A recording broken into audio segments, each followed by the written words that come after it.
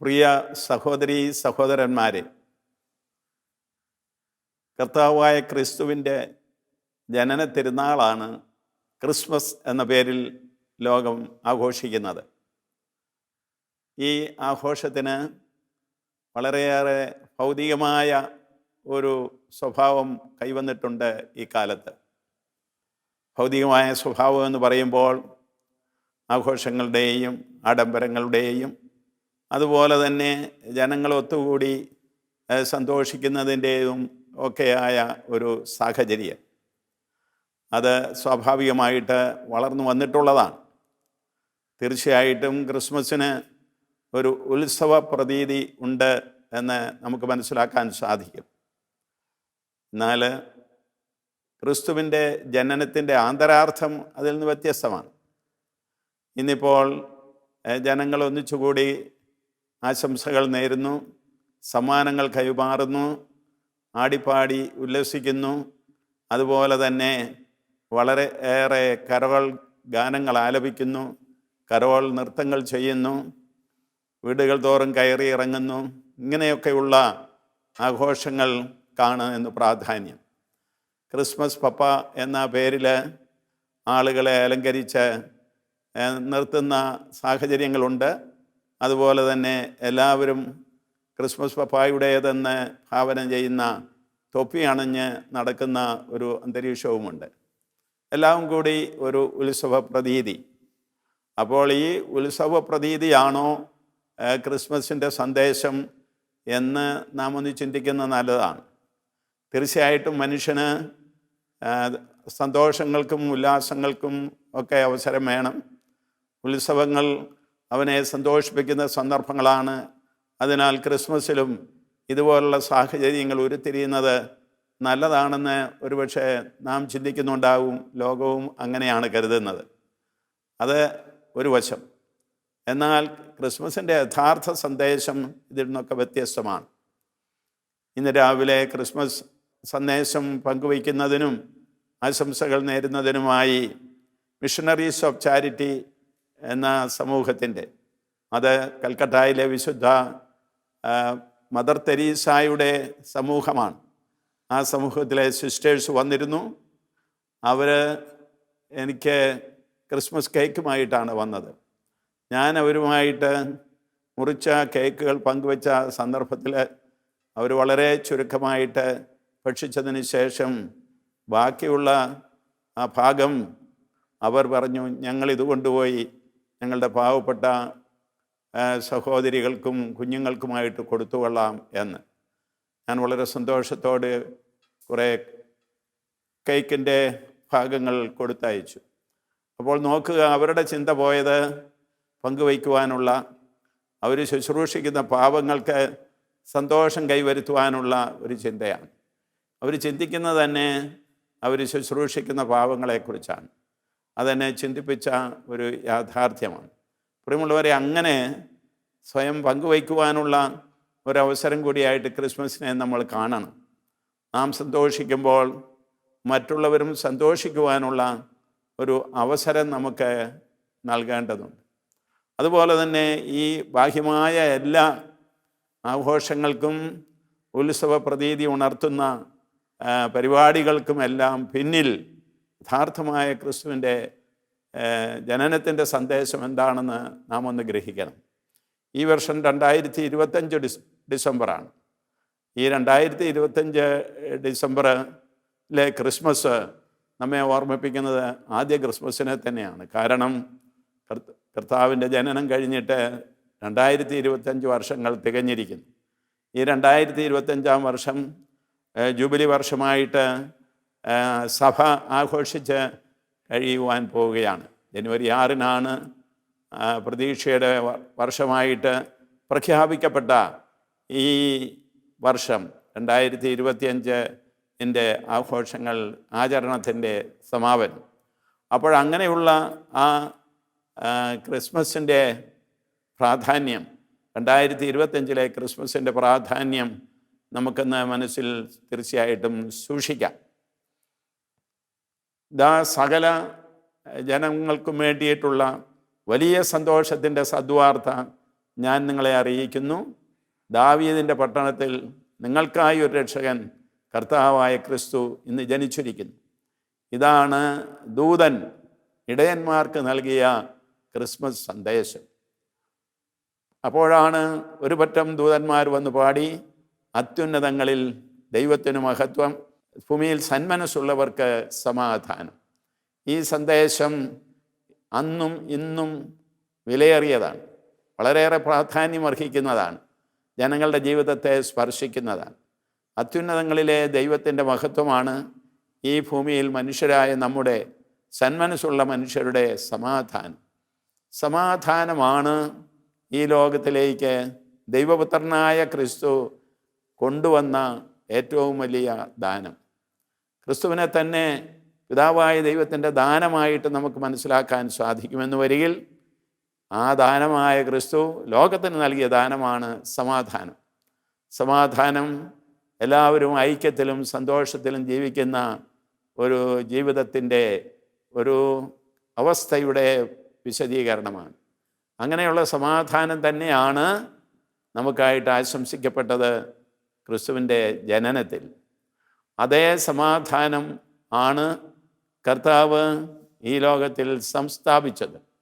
അവിടുന്ന് മലയിലെ പ്രസംഗത്തിൽ പറയുന്ന ഒരു വലിയ സന്ദേശമുണ്ട്: സമാധാന സംസ്ഥാപകർ ഭാഗ്യവാന്മാർ, എന്തെന്നാൽ അവർ ദൈവപുത്രന്മാർ എന്ന് വിളിക്കപ്പെടും.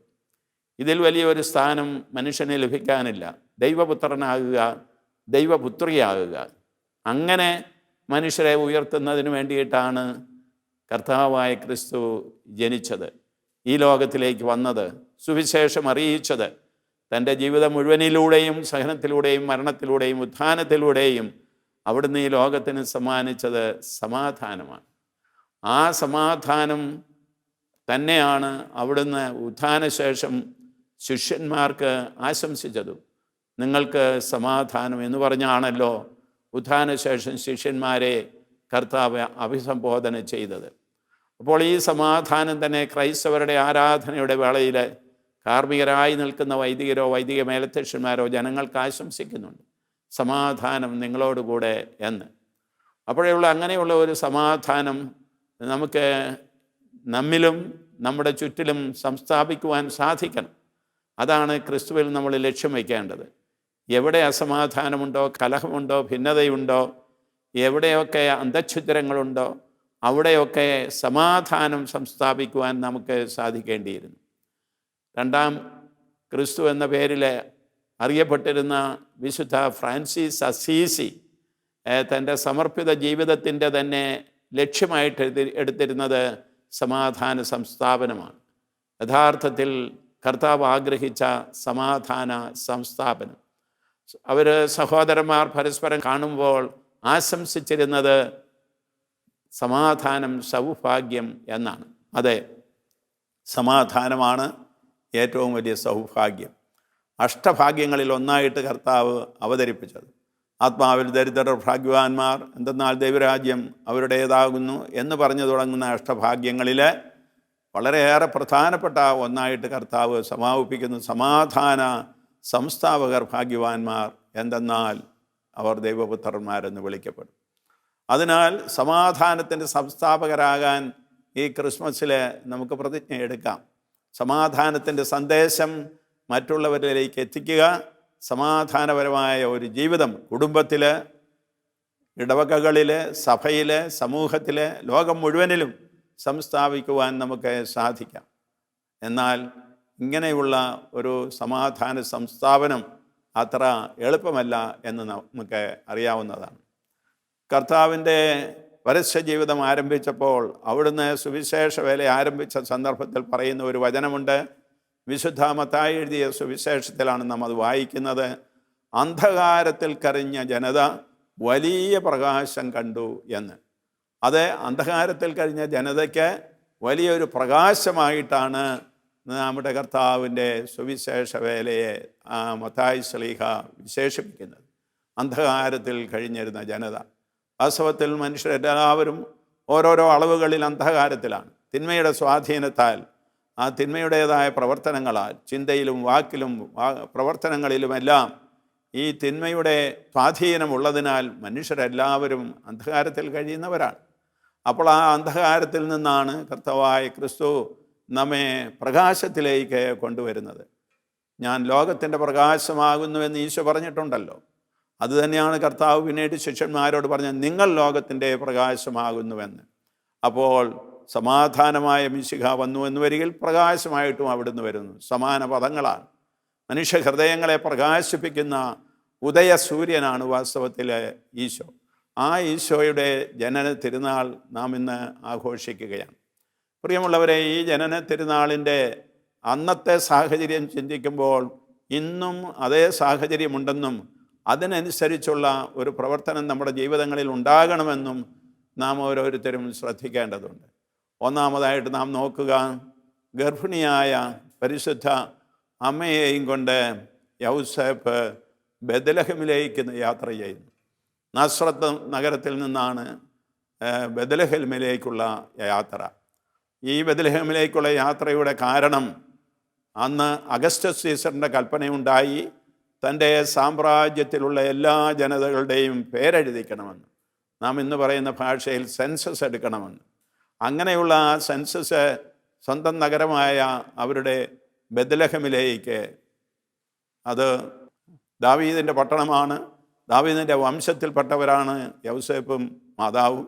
അതുകൊണ്ട് അവരുടെ സ്വന്തം സ്ഥലമായ ബെത്ലഹേമിലേക്ക് അവർ യാത്രയാകുമാണ്. ദീർഘമായ യാത്ര, കഴുതപ്പുറത്തായിരുന്നിരിക്കാം യാത്ര ചെയ്തത്.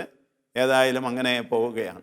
അവിടെ ചെന്നപ്പോൾ അവർക്ക് കുഞ്ഞിന് ജനിക്കുവാനുള്ള ഒരു സ്ഥലം സത്രത്തിൽ ഉണ്ടായിരുന്നില്ല.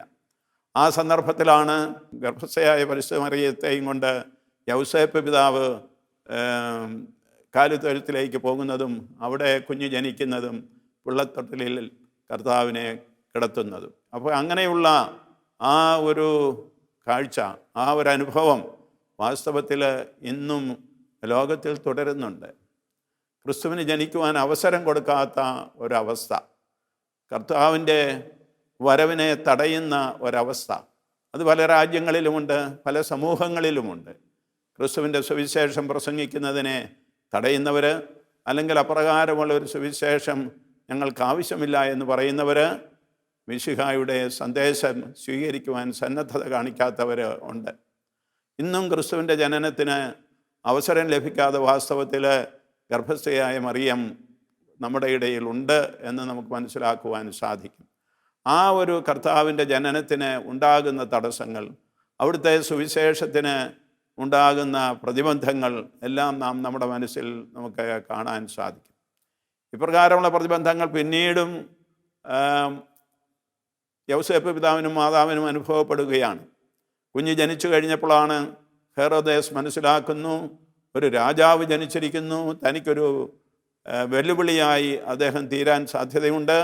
അതുകൊണ്ട് അദ്ദേഹത്തെ നിഹനിക്കേണ്ടത് ആവശ്യമാണെന്ന് കരുതിക്കൊണ്ട് 2 വയസ്സിന് താഴെയുള്ള എല്ലാ കുഞ്ഞുങ്ങളെയും കൊന്നുകളയാനുള്ള കൽപ്പന പുറപ്പെടുവിക്കുന്നത്.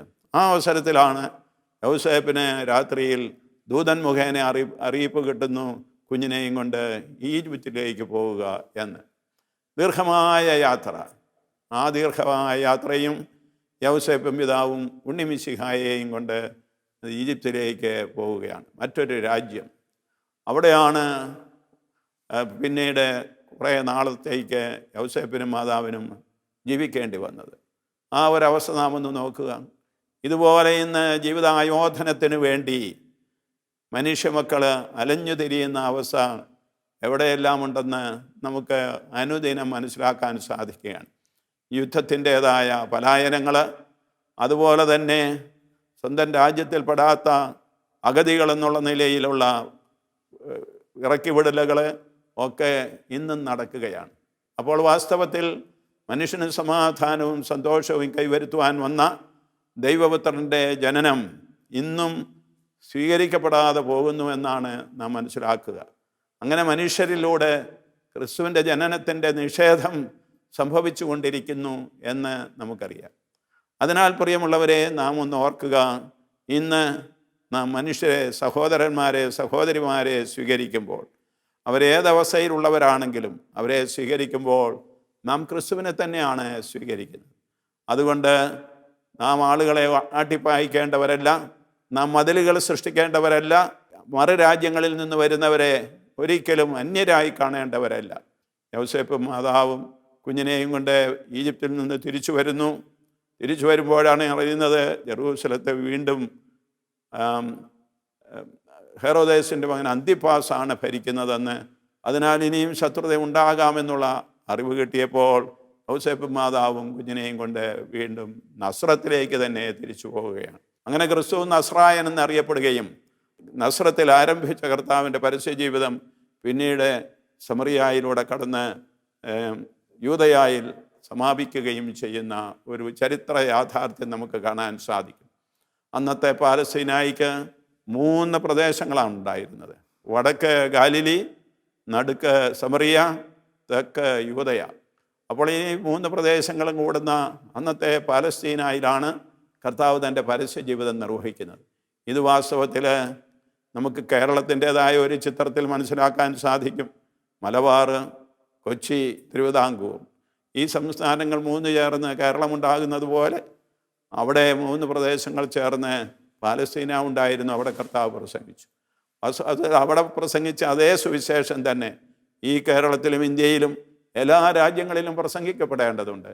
ഇന്ന് നമ്മൾ ക്രിസ്തുവിൻ്റെ പ്രതിനിധികളായിട്ട് ഈ ലോകത്തിൽ അവിടുത്തേക്ക് വേണ്ടി സുവിശേഷം നൽകുവാനും അവിടുത്തെ സ്നേഹത്തിന് സാക്ഷ്യം വഹിക്കുവാനും അങ്ങനെ സമാധാനവും പ്രകാശവും ഈ ലോകത്തിൽ സംസ്ഥാപിക്കുവാനും നമുക്ക് സാധിക്കേണ്ടിയിരിക്കുന്നു.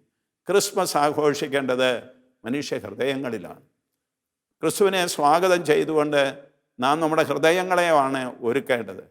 ക്രിസ്തുവിൻ്റെ ജനനം നമ്മുടെ ഹൃദയങ്ങളിൽ സംഭവിക്കുമ്പോൾ അത് നമ്മുടെ കുടുംബങ്ങളിലും നമ്മുടെ സഭയിലും സമൂഹത്തിലുമായിട്ട് വ്യാപിക്കുകയാണ്. പുൽക്കുടിൽ നമ്മുടെ ഹൃദയങ്ങളാണ്, പുൽക്കുടിൽ നമ്മുടെ ഭവനങ്ങളാണ്, പുൽക്കുടിൽ ഈ ലോകം മുഴുവനുമാണ് എന്ന് നമുക്കറിയാൻ സാധിക്കും. അങ്ങനെയുള്ള ഒരു സാഹോദര്യത്തിൻ്റെ അന്തരീക്ഷം സൃഷ്ടിക്കുവാനും മിശിഹായുടെ ജനനത്തിന് വഴിയൊരുക്കുവാനും നമുക്ക് പരിശ്രമിക്കാം. ആ പരിശ്രമമാണ് ആഘോഷത്തിൻ്റെ ആന്തരികമായ അർത്ഥം. നമ്മൾ യഥാർത്ഥമായ സന്തോഷത്തിൽ പങ്കുവയ്ക്കുന്ന സ്നേഹവും സാഹോദര്യവും ജീവിതത്തിലൂടെ പ്രാവർത്തികമാക്കുന്ന ഒരു സാഹചര്യം സൃഷ്ടിക്കാൻ നമുക്ക് കഴിയേണ്ടിയിരിക്കുന്നു. ക്രിസ്മസ് അതിനായിട്ട് നമ്മളെ ക്ഷണിക്കുകയാണ്. ഇന്ന് ലോകത്തിൽ നിലനിൽക്കുന്ന അസമാധാനത്തിൻ്റെതായ ആ സാഹചര്യങ്ങളെല്ലാം അകറ്റിക്കൊണ്ട് സമാധാനത്തിൻ്റെയും സന്തോഷത്തിൻ്റെയും അന്തരീക്ഷം എല്ലാ മനുഷ്യ മക്കൾക്കും സംജാതമാക്കുവാനായിട്ട് നമുക്ക് പരിശ്രമിക്കാം. അങ്ങനെയാണ് ക്രിസ്മസ് അന്വർത്ഥമായി തീരേണ്ടത്. ക്രിസ്മസിൻ്റെ സന്ദേശം സന്തോഷത്തിൻ്റെതായി മാറേണ്ടത്. ക്രിസ്തുവിൻ്റെ ലക്ഷ്യം സമാധാനമായി നമുക്ക് സംസ്ഥാപിക്കുവാൻ കഴിയേണ്ടത്. സമാധാന സംസ്ഥാപകർ ഭാഗ്യവാന്മാർ, എന്തെന്നാൽ അവർ ദൈവപുത്രന്മാരെന്ന് വിളിക്കപ്പെടും. ദൈവപുത്രനായ യേശു മിശിഹായിൽ ദൈവപുത്രരായി തീരുന്നവരാണ് അവിടുന്ന് വിശ്വസിക്കുന്നവർ. അവിടുന്ന് പൂർണ്ണമായിട്ട് വിശ്വസിക്കുന്നവരായാലും അവിടുത്തെ സന്ദേശത്താൽ ആകൃഷ്ടരാകുന്നവരായാലും അതുപോലെ തന്നെ അവിടുത്തെ ജീവിതശൈലി സ്വീകരിക്കുവാൻ സന്നദ്ധരാകുന്നവരായാലും വാസ്തവത്തിൽ അവർ ക്രിസ്തുവിനൊത്ത ഒരു ജീവിതം നയിക്കുവാൻ തയ്യാറാകേണ്ടിയിരിക്കുന്നു. അങ്ങനെയുള്ള ആ സമാധാന സംസ്ഥാപനം ഈ ലോകത്തിൽ നടക്കട്ടെ. കുടുംബങ്ങളിൽ ആരംഭിക്കാം, നമ്മുടെ സമൂഹത്തിൽ അതിനെ വ്യാപിപ്പിക്കാം, ലോകം മുഴുവനിലേക്കും ഈ സന്ദേശം എത്തുന്നതിനും അങ്ങനെ എല്ലാവരും ക്രിസ്തുവിൻ്റെ സുവിശേഷത്താൽ ആകർഷിക്കപ്പെട്ടവരാകുന്നതിനും അതിൻ്റെ സൽഫലങ്ങൾ അനുഭവിക്കുന്നവരാകാനും നമുക്ക് പരിശ്രമിക്കാം. കർത്താവ് പ്രസംഗിച്ച സത്യവും നീതിയും സ്നേഹവും സമാധാനവും ക്ഷമയും ദയയും നന്മയും എല്ലാം നമ്മുടെ ജീവിതങ്ങളിലൂടെ പ്രാവർത്തികമാക്കുമ്പോൾ ക്രിസ്തു യഥാർത്ഥത്തിൽ നമ്മിൽ പിറക്കുകയാണ്, മറ്റുള്ളവരിലും പിറക്കുകയാണ്. സഭയിലും സമൂഹത്തിലും മിശിഹായുടെ സാന്നിധ്യവും പ്രവർത്തനവും സജീവമാകുകയാണ് ചെയ്യുന്നത്. എന്നെ ശ്രവിക്കുന്നവരായ ഗുഡ്നസ് ടിവിയുടെ പ്രേക്ഷകർക്കെല്ലാവർക്കും ക്രിസ്മസ് തിരുനാളിൻ്റെ സ്നേഹപൂർവമായ ആശംസകൾ. ദൈവത്തിന് സ്തുതി.